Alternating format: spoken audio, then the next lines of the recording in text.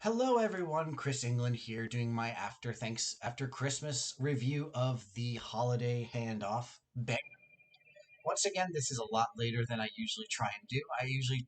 I'm trying to get better at timing, but for your special someone bringing happiness, we have new special heroes to battle. First, we have the Knight's Blade. We have the Black Knight so hopefully this means that Zelgius will get an alt for himself all soon. We have the Black Knight as a axe armor unit drawn by Yamada Kotaro, doing an immensely good job with the snow and ice on his armor. Hopefully he doesn't freeze. Also, the excess of toys in his arms. We also have his Junji Majima reprising his role Stunk from Interspecies Reviewer, Prine from Disgaea, and Taki Mikazuchi from Danmachi.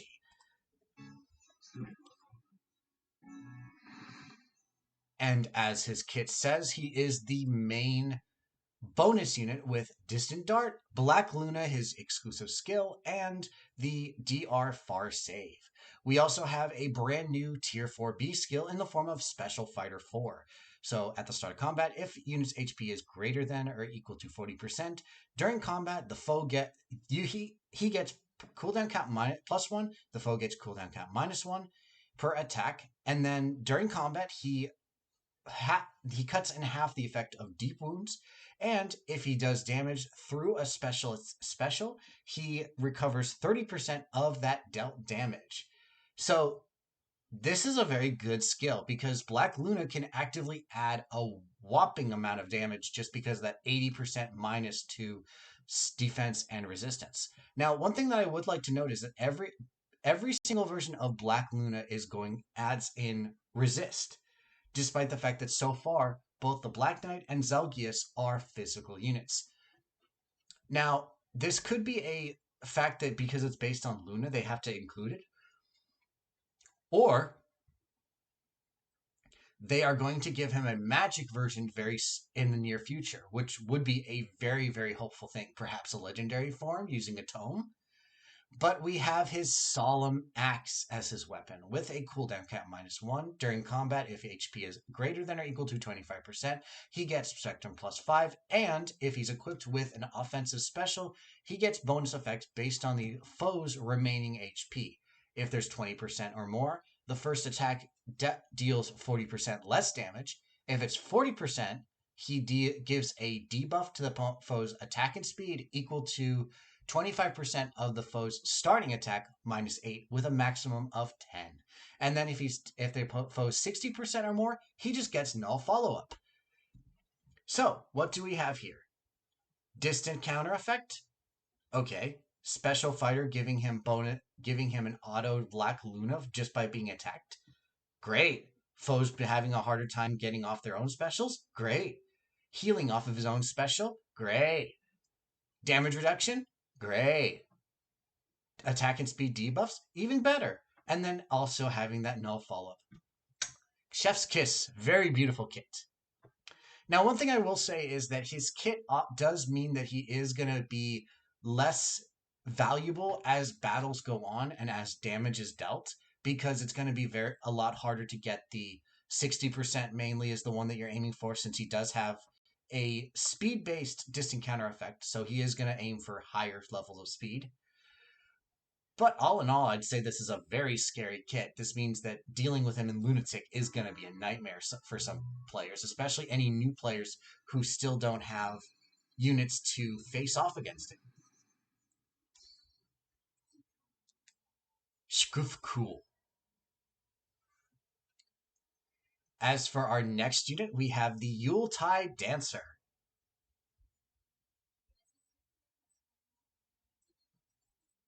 We have Dorothea continuing her seasonal hell appearances as a winter red tome cavalry. Luckily, she is given a move type that she actually has a weakness to in the original games. She actually, so far that I know, has a Bane in Riding.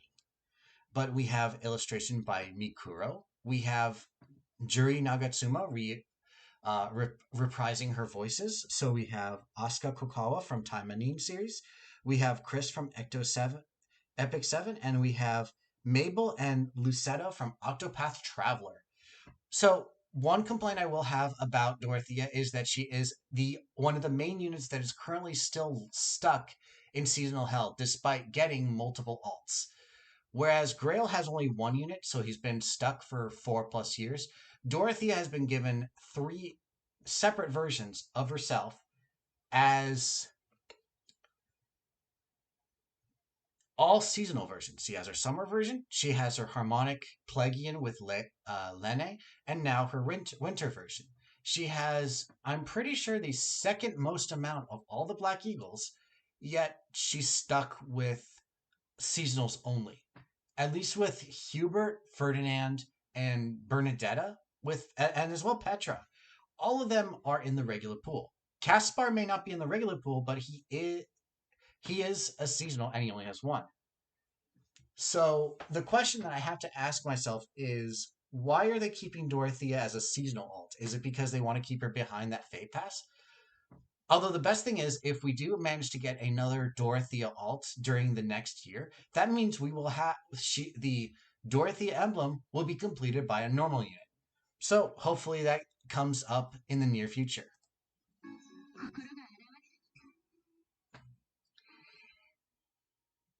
For her kit, I feel like it's not as impressive. The main thing that I find interesting is that she has sing. We've had dance for the last two, despite the fact that she's a singer. Now we have her title as the Yuletide Dancer, for which we have sing. We also have SR near far trace as well as in infantry speed tactic. But probably once again, the best thing about her is her sevenfold gift weapon. So plus speed, +3 to speed, and then if she sings or dances, the target gets Spectrum +6, and if unit initiates combat, they get a guaranteed follow-up. And then also, if at the start of combat, if she has 25% or more HP left, she gets attack speed +6. One thing that I will note is that her kit is actually very synergistic with what it wants to do. She sings, she gives the target of her singing a guaranteed follow-up as well as bonus stats. And if that unit is infantry, that infantry gets null follow-up. So automatically she's giving that unit a guaranteed follow-up that can't be nullified. So one thing that is scary means that she's very support focused, and even having no A skill or special doesn't really hamper her in any way. I personally gave her Life and Death 3 because I had a spare book that could do that lying around. And her speed as a base with Life and Death 3 and her weapon is 50. That puts her very, very high. It puts her well over a good threshold of units. So, and even just adding in just a basic special like Luna or Moonbow actually can make her a decent offensive unit, since she can still do hit and run tactics. So what I would say is that she is much more focused towards support, as a lot of her original versions were, as her first two. But she does have very decent combat ability.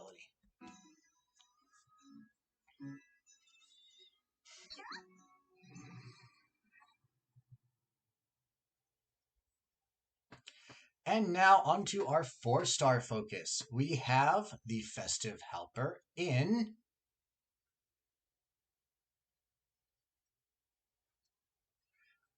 Annette, getting her first alt as a colorless bow armor. Very beautiful art from Kyu. All the peppy bow actually looks awesome just because it looks like a giant braided candy cane, I say. And the candy cane on the arrow as well. I will say, though, that I am kind of bothered by her Three Hopes version looking way too much like a Villager A kind of thing. But in this version, the added little ornaments to her braids is actually kind of beautiful. We have once again Takako Tanaka reprising her voice acting. So we have Rita and Evelyn from Octopath and Hina from Hina Matsuri.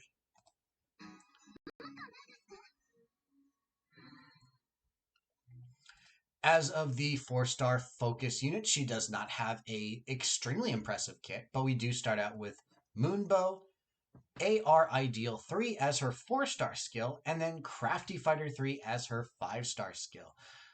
So this is a very interesting addition since she now gets a guaranteed follow-up and deals a cooldown count -1 to foe per attack.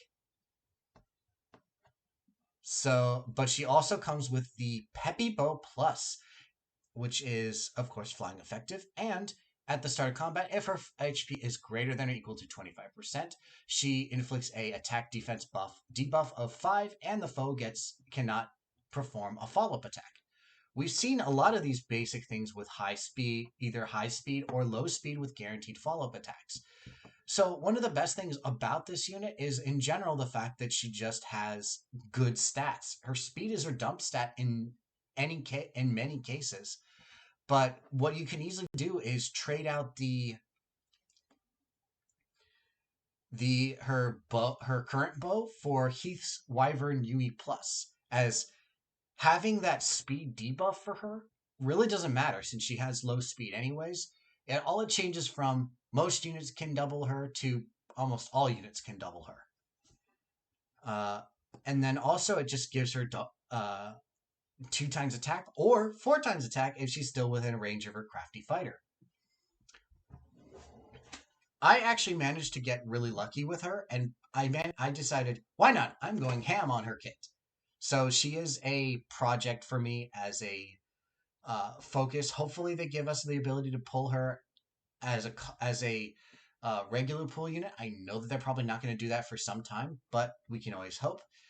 I would say that her kit, the fact that she has the attack res is kind of an odd choice. I would have probably preferred defense res since we do have that, but we only have it on the Tempest Trial Valentine's Lissa, which is a very interesting choice of whatever it is.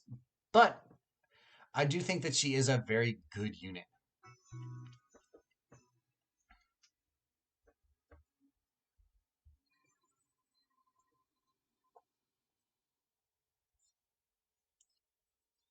And then she sings as her special goes off. A very good, very interesting little addition. But now we have our harmonic hero, the Unyielding Snow.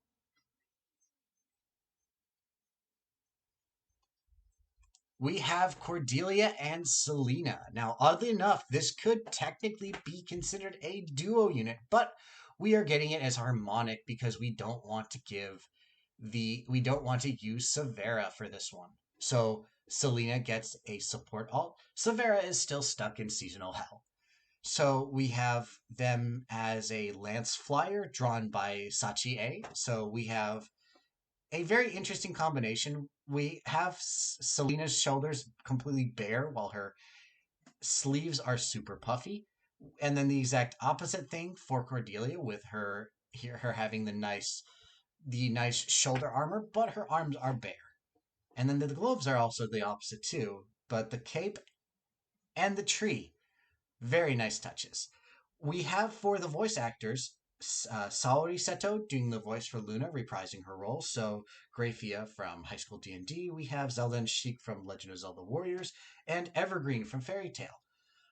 But for Cordelia's case, we don't have her original voice actress, Amy Okada. Instead, we have Mii Miki reprising the Caldori aspect of her role. So the connection being that Caldori's default setting is Cordelia's granddaughter.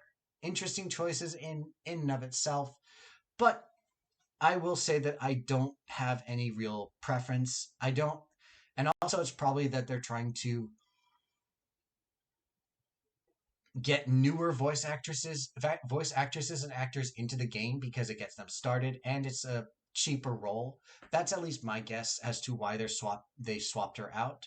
I think they did actually swap out Amy Okada from Caldori originally, since she originally voiced her in Fates.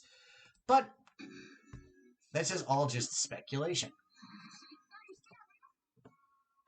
For the kit, we have Gale Force, Attack Speed Clash 4.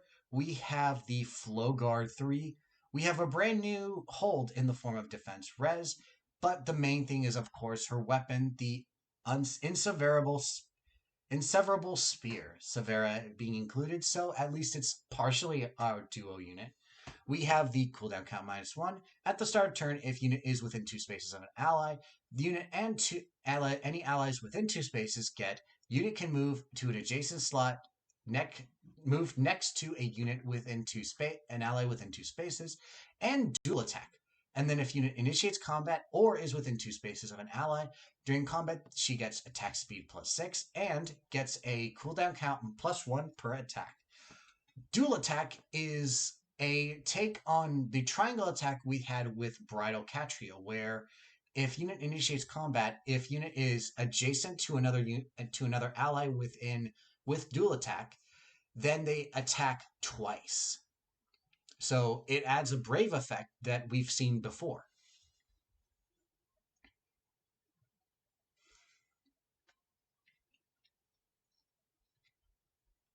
Now, one of the bonus effects on this one is that it's different from triangle attack because triangle attack requires more units, but you're allowed more range. So you're required 2 units within 2 spaces, as opposed to 1 unit adjacent. So I, I I've always preferred the triangle attack because it actually a lot of times I don't like losing a lot of units in general. So having this as an option really does help. And then also just the fact that we have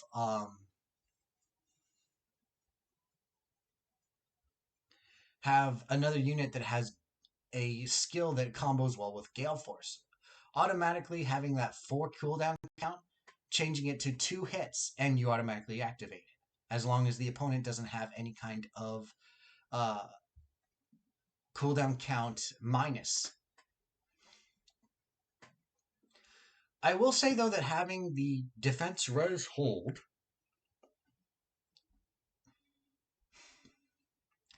is a very odd choice because she doesn't do anything with resist, but thinking about it a little bit more, she can combine with a magic unit. The magic unit can have dual attack, and that can be the magic portion. She, of course, does the defense portion. So all in all, a very, very interestingly scary kit. Hopefully, we'll be seeing more dual attack, triangle attack in general. But we have her harmonic skill, which gives units from herself and units from the same games attack speed +6, the Binding World Blade effect, and then also the buffs into damage. I think Treachery is the penalty based. I forget the name for this one, but basically what it is attack speed +6, the Binding Blades effect or Harmonic Blade, and then the Dauntless. I think was Dauntless maybe. So changing any visible buffs into damage is a very good set of skills, comboing well with her dual attack.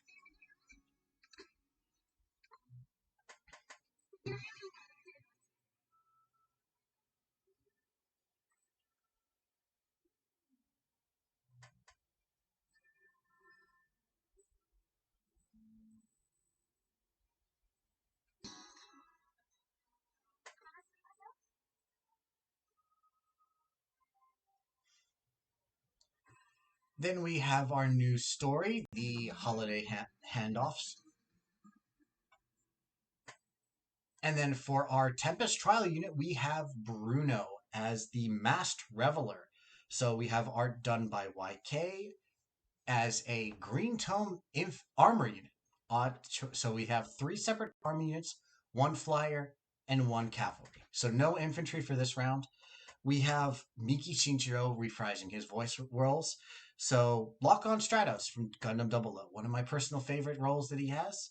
I'm not exactly as big of a fan of Ryusei Date from Super Rebel Wars, but I do know that he does that. And then as a goofy version, we have Kisuke Urahara from Bleach, or probably one of his more famous or more long running roles is James or Kojiro from Pokemon.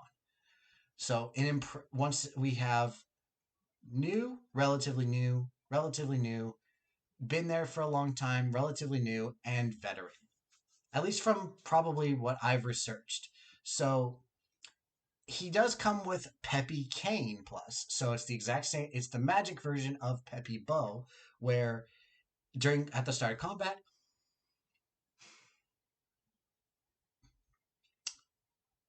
if unit's HP is greater than or equal to 25%, the foe gets attack res -5 and cannot perform a follow-up attack. We also have, I believe, Ardent Sacrifice, so exchanging HP. We also have the Fury 3 as his 5-star skill, and then Threaten Attack Res as 2 as his 4-star skill. So once again, we are focusing on the Grail units being the base for any kind of menace skills. Now, one thing I will note about his kit is that his A skill goes against what his weapon wants him to do without any basic changes. So he wants to keep above a certain amount of HP. His Fury will constantly do damage to him whether or not he attacks. So if you can do enough damage, the chip damage can easily put him outside of the range of his Peppy Cane. I would not say that this is a bad thing because you can easily inherit some kind of healing skill. In general, that's an option. But what I would say is that he needs a lot of work in order to actively be placed as a better unit.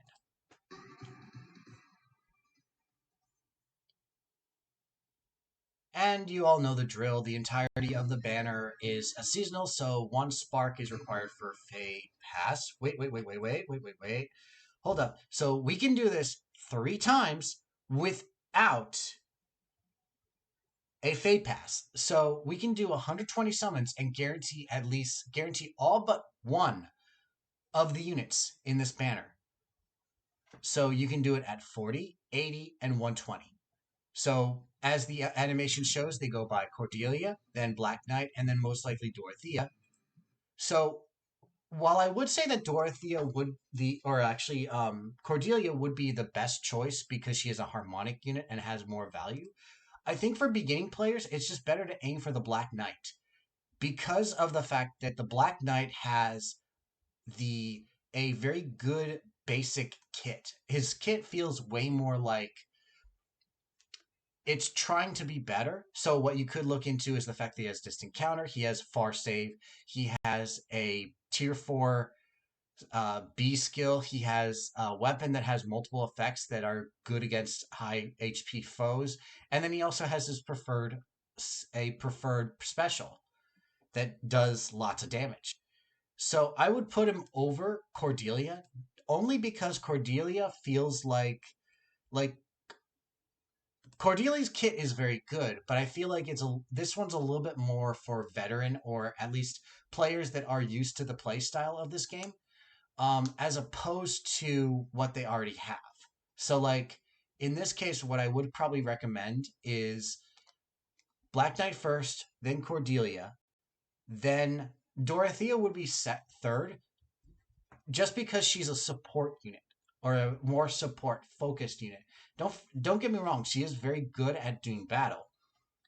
But, and there is a but, her kit is more focused on support, especially supporting infantry units. Whereas, and then she just does hit and run, gives infantry units a buff to speed as well as null follow up. She gives her singing target a guaranteed follow up that no longer can be nullified if that's units in infantry. While I would say that Annette is kind of the dud of everything, I would hardly say that she is a bad unit choice. Just the fact that she has that just in base kit, she has Crafty Fighter. I'm not a big fan of ideals in general, just because I feel like the stat buffs aren't enough, and the fact that you actually have to go up to tier 4 for it to really do anything more. I would guaranteed replace this, and then I probably would also, if you have a spare Wyvern Yumi, I probably would replace that with replace her Peppy Bow Plus with it, just because she has the stats to use it. So that's it for this round. Once again, you're also going to get Celestial Stones. Thank you very much for watching. If you like my content, please consider subscribing. It really helps my channel out, and I will see you in the next video. Thank you.